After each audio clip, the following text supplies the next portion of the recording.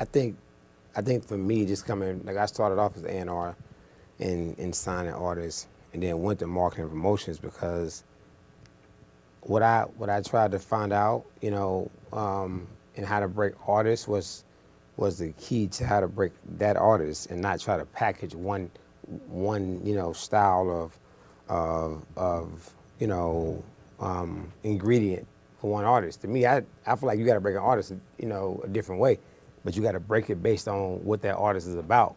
So, for me, and get to your question, for what I saw in him and what I thought about who he was, and what I could do for him was just go grassroots, because he was a new artist.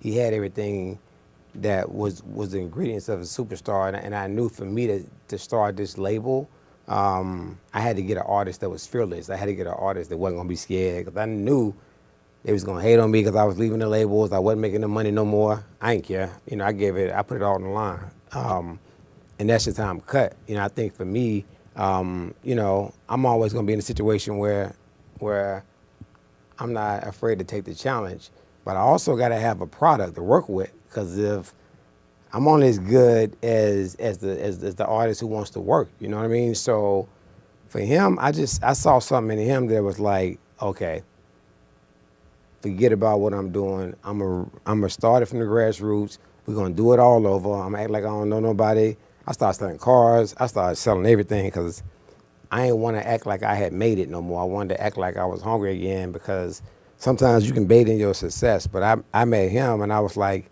I wanted to do a label in Charlotte at the crib, but I wanted to find the right person to do it with. And I had to find somebody that was gonna be like, damn, he ain't scared.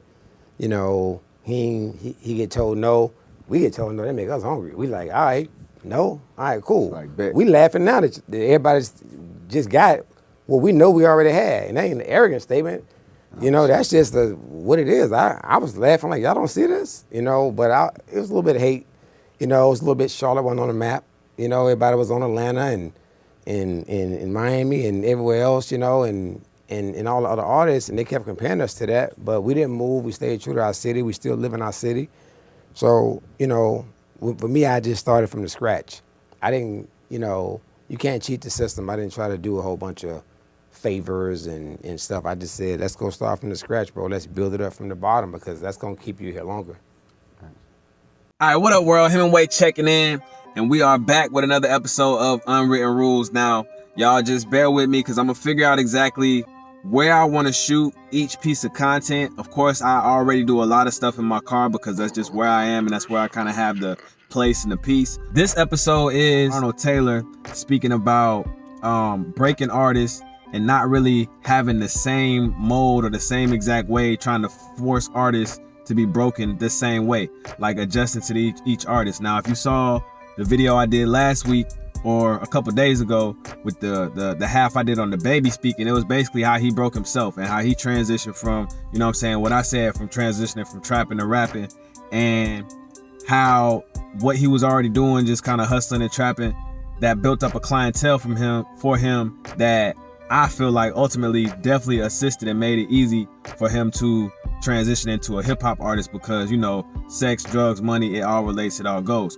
So anyway, that's just a way that he broke himself. And like Arnold Taylor said, he took it grassroots. He was out the same way he probably would promote himself and what he was hustling when he was hustling. He promoted his music the same way, and then with knowledge that Arnold Taylor has. Now Arnold Taylor is just breaking down and basically speaking on different types of ways you need to look at breaking an artist, and just not one way.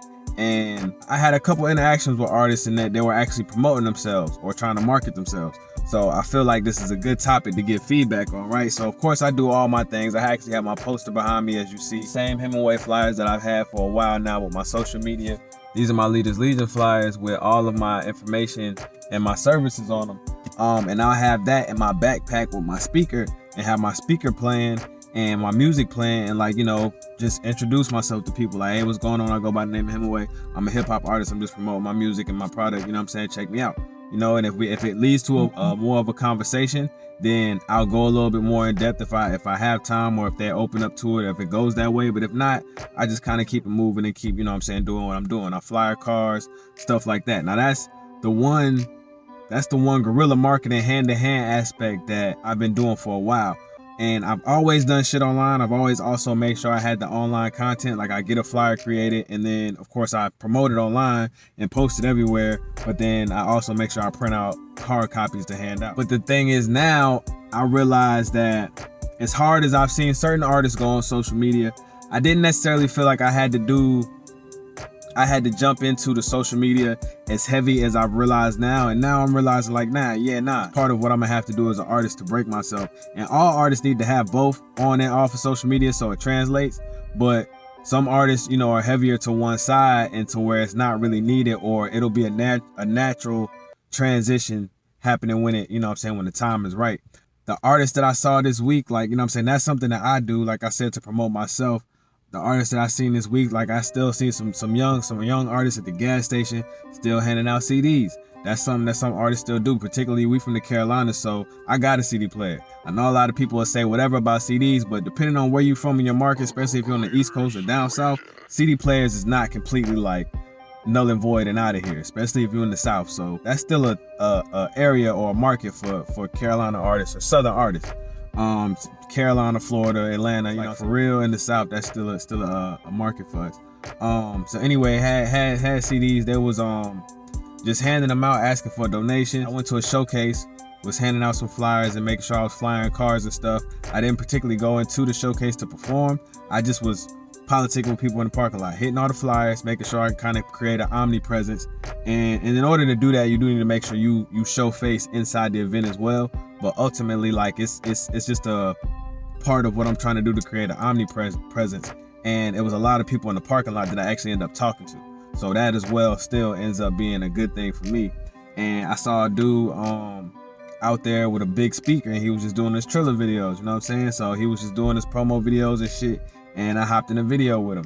But that's two different ways that dudes is marketing himself. And even though my man's was making a Triller video for social media, he was doing it in public. So it's like, you know, when you make those type of videos in public, that's still a promotion for yourself. And certain elements are gonna be overall, like that's kind of like how you got to do it to become a hip hop artist. But for the most part, you got to find a particular way to break yourself. And like Arnold Taylor was like, he made a point to say like, you got to break yourself on what the artist is about. And that's a big thing. Getting your identity, figuring out who you are, what you're trying to represent.